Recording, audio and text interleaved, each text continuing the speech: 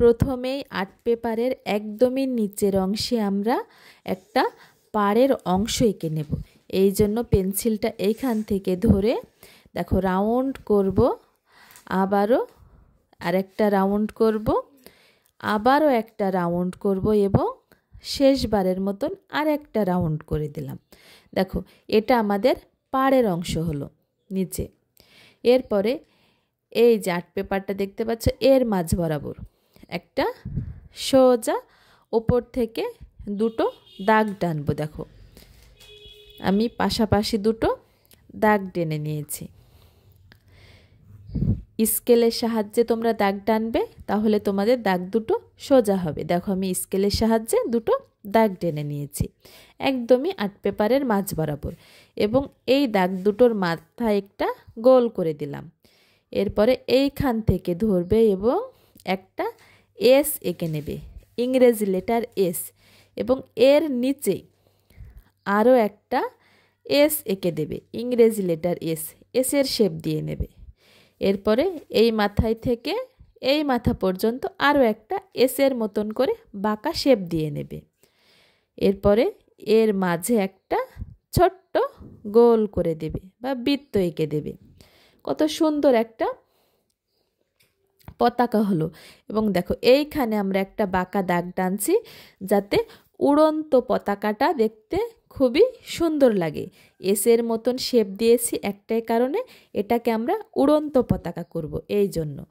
এরপরে দেখো একদমই ওপরে আমরা আবারও আর্ট পেপারের মাঝ বরাবর ধরলাম এবং একটা বাঁকা দাগ এই পাশে টেনে দিলাম। আবারও মাঝ বরাবর থেকে আরও একটা বাঁকা দাগ এই পাশেও টেনে দিলাম। দেখো দুই পাশে আমরা দুটো বাঁকা দাগ টেনেছি মাঝখান থেকে।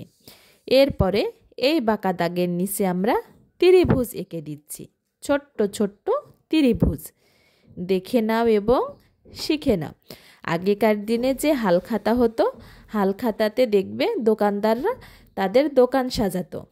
আমরা ঠিক সেভাবেই আমাদের পতাকাটা এবং পতাকার দৃশ্যটা এই হালখাতার কাগজ দিয়ে সাজিয়ে দিচ্ছি। ত্রিভুজের মতন করে তোমরা প্রত্যেকটা এঁকে দেবে। মনোযোগ সহকারে যদি তোমরা দেখো তাহলে কোনো দৃশ্যই কঠিন নয়। এরপরে আমরা এই পতাকার নিচে একটা ফুল আঁকাবো। ফুল আঁকানোর জন্য প্রথমে একটা গোল করে নিলাম। এরপরে এই গোলের মাথার উপরে দেখো একটা পাপড়ি দিলাম। এরপরে নিচে একটা পাপড়ি দিলাম। এরপরে এই ফাঁকা স্থানে একটা পাপড়ি, এর সামনে একটা পাপড়ি, চারটা পাপড়ি হয়ে গেল। ফুলও কমপ্লিট হয়ে গেল। এরপরে একটা বাঁকা দাগ টানলাম।